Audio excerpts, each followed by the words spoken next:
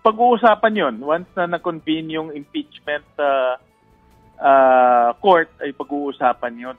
Sa ngayon kasi may technicality dahil nga ang Kongreso ay bago, ang lower house ay bago.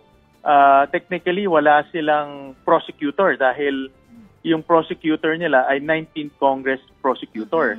So ngayon, wala silang prosecutor. In fact, wala nga silang speaker.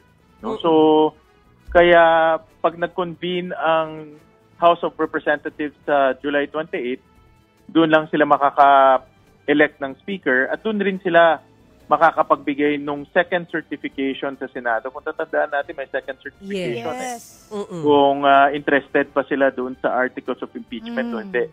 At pangalawa, doon rin sila makaka-appoint ng bagong mga prosecutors.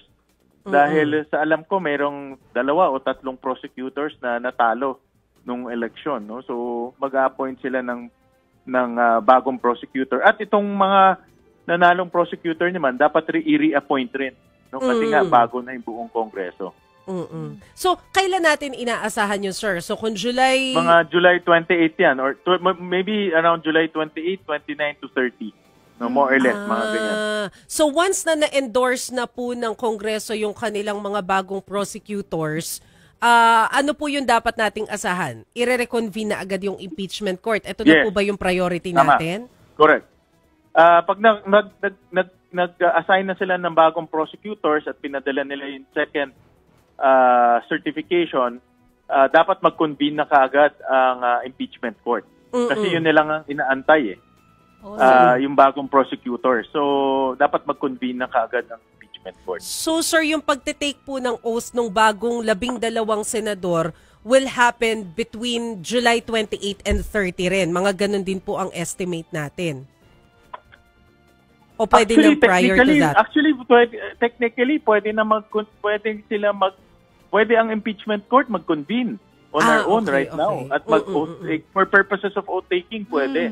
No? Pero, of course, wala pa namang itatakal dahil wala pa yung prosecutors So, sigurado yung... aantayin namin yung prosecutors bago ipagpatuloy. Presentation of evidence, mga August na po yun, no? Kasi sabi nga po ninyo, itatakbo nyo rin pa po yung kinokontest nga, sinasabi ni VP Sara ng kampo niya na wala nga daw kayong jurisdiction sa kaso Isa po pa yun, niya. Paano po yan? Pag-uusapan rin yan. Kaya yan lahat pag nag-trial proper na, dyan na pag-uusapan lahat. Of course, ipapresent. Yan yung at least transparent, no? At least magandang makita ng mga kababayan natin kung ano yung kanilang mga argumento at doon ang pag-uusapan. Sir, is there a need na mag-take ulit ng oath kayo na mga galing na ng 19th Congress, tatawid ng 20th? Kailangan pa ba yun? Hindi na. Hindi na. Kasi continuing body ang impeachment court. Right. Continuing body ang impeachment court. So, hindi na kami mag-oath. Yes. May sarili siyang buhay, may sariling kalendaryo, may sariling personalidad siya. So hindi na kailangan, yung 12 lang na papasok ang kailangan.